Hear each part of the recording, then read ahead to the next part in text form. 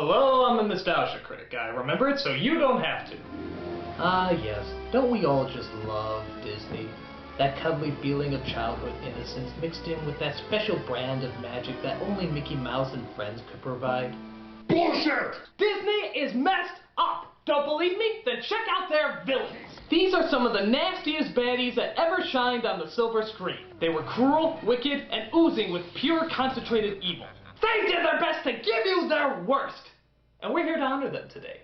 For if it wasn't for these masters of darkness, Disney wouldn't have that edge that actually does manage to bring some of the psychopaths back. So, I am counting down the top 11 meanest demons that the happiest place on earth has ever produced. Why top 11? If you don't know by now, kiss it. This is the top 11 Disney animated film villains. And it's so easy when you're evil. This is the light you see, the devil tips his hat to me. I do it all because I'm evil. Jazz are all the company I need.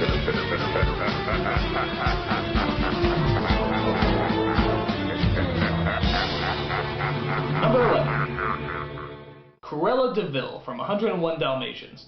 Becoming something of an icon, Cruella de Vil is the epitome of style meeting psycho. This nasty lady's plan all hinged around wanting to make fur coats out of cute little cuddly puppies. And the more evil and psychotic she looked, the more adorable and lovable our heroes looked.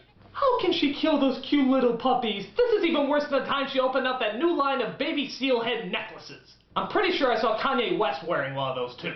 But surely once she sees how cute and lovable those little puppies are, she wouldn't dare commit such a horrible crime. Poison them, drown them, bash them in the head. Got any chloroform? I don't care how you kill the little beast, but do it! Jeez, lady. Cruella was great for covering herself in stylish attire, but always showing the true blood-hungry monster that lied underneath. Always yelling, always angry, and always fashionably insane. If fur is murder, then Cruella de Vil is the H-bomb of the animal kingdom. Number 10. Jafar from Aladdin. It's said that this villain was drawn by a woman who happened to be pregnant at the time. If that's the case, I think she needed a lot more epidurals. Jafar was a mean-looking customer, with a long face, sunken-in eyes, and a slithering voice. You are late. I really love this guy's voice. It's like if Michael Crawford's testicles finally dropped. Oh, how frightfully upsetting. On top of that, he was a great sorcerer, hypnotizing people, altering his appearance, and even giving his parrot the voice of Gilbert Gottfried. What a despicable notion. I can't take it anymore! I think my favorite scene is when he proposes to Jasmine to be his bride. You're speechless, I see. A fine quality in a wife. God, what an asshole. He also takes on a lot of different forms. You see him as a wizard, you see him as an old man, you see him as a snake, you see him as a genie, and you even see him at one point as a straight guy. With his evil smile and devilish laugh, Jafar continues to be everybody's Arabian nightmare. Number 9. Scar from The Lion King. I know a lot of people like this villain, but I put him pretty low on the list. Mostly because he's just a power-hungry dictator. That's not to say a lot of the other villains weren't power-hungry dictators, but here's the thing. When they do get their power, they're still interesting characters. When Scar gets his power, he stops being interesting, and instead turns into a whining little prima donna. You're just not looking hard enough. It's the lioness's job to do the hunting. I am the king. I can do whatever I want. Now out, I need to apply more mascara. But for all his faults, Scar did have a sense of class and elegance to him. Jeremy Irons' voice really knows how to capture that slimy nature of the traditional villain, making everything he does seem disgustingly evil. Plus, he is one of the few Disney villains that actually manages to kill off one of the main characters. What were we on that one, Jafar? Huh? Huh? You'll get what's coming to you. What's coming to me? What do you mean what's coming to me? I don't... Alright, that's not cool. Smart, sinister, and full of slime, this menacing feline put the hell in Hello Kitty. Number 8. Shere Khan from The Jungle Book. Knock it off! This is a little bit more what Scar should have been like. A powerful, bloodthirsty killer who still had a sense of honor and dignity to him. Part of that is because he was voiced by classic actor George Sanders, and nobody can show more class than a guy who wears a freezing suit and still looks respectable. Even though the character did little, there was so much build-up to him that you couldn't help but be intimidated. Shere Khan will surely kill the boy. Mowgli will meet Shere Khan. The tiger? He hates man. We'll just explain to him that I... No one explains anything to Shere Khan. You knew he was deadly, and he knew it too. He was afraid of nothing, smiling and nodding even when he knew he was being lied to. The best scenes involve his talk with Ka, the snake. I said Ka! He's another great villain, though I don't think he's in the movie enough to really make the countdown. But good old Shere Khan is a good filler, making even the dumbest of man cubs regret their bravery. Run, friend, run! Run?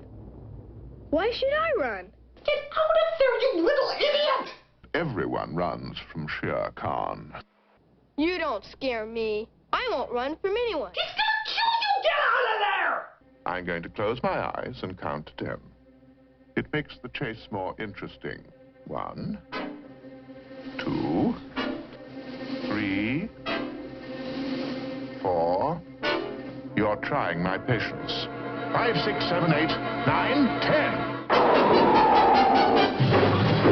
Great, now you're dead.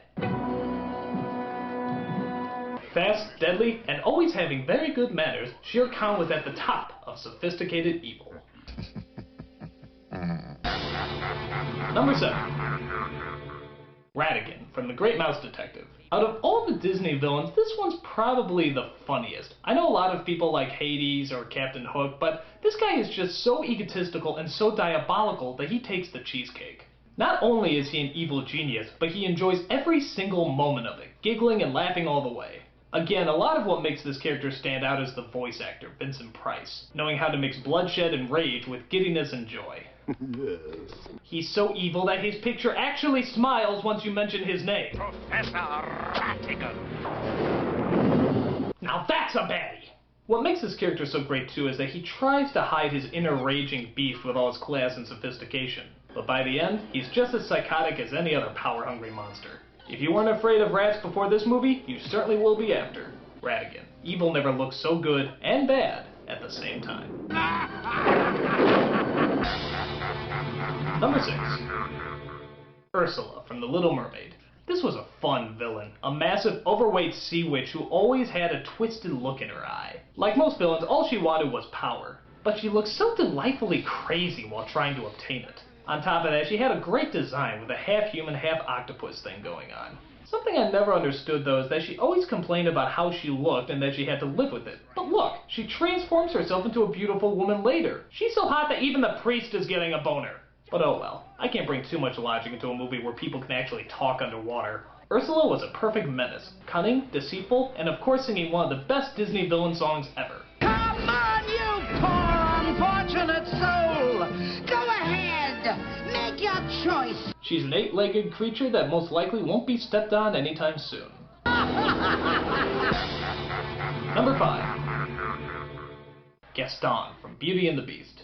This is a very different kind of Disney villain. He doesn't start off as the epitome of evil or even as a villain. He just starts off as a jerk.